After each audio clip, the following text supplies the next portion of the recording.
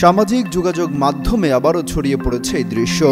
Viral video ফুটেজে দেখা যায় বেঁধে রাখা ইসরায়েলের একটি পতাকা ঠোঁট দিয়ে খুলে ফেলে দিচ্ছে একটি কাক। এই দৃশ্য অবশ্য নতুন নয়, 2023 সালের মে মাসে এই ফুটেজই ধারণ করা হয়। বিভিন্ন গণমাধ্যমের তথ্য বলছে, ফিলিস্তিনের অধিকৃত অঞ্চলে জোর করে পতাকা উড়িয়ে দিয়েছিল ইসরায়েল। এরপর সেই পতাকা ঠোঁট দিয়ে খুলে ফেলে দেয় কাক, যা স্থানীয়দের মোবাইলে ধারণ করা হয়। এরপর থেকেই মাঝে মাঝেই ভাইরাল হয় দৃশ্যটি। চলমান ইরান ইসরায়েল যুদ্ধে নতুন করে ভাইরাল হয়েছে এই দৃশ্য। কেউ কেউ যাচাই না করে নতুন ভিডিও মনে করে সামাজিক যোগাযোগ মাধ্যমে শেয়ার দিচ্ছেন। সেই সময়কার ভিডিওতে অনেকে মন্তব্য করেন এটি একটি স্মার্ট ইসরায়েল বিরোধী কাক।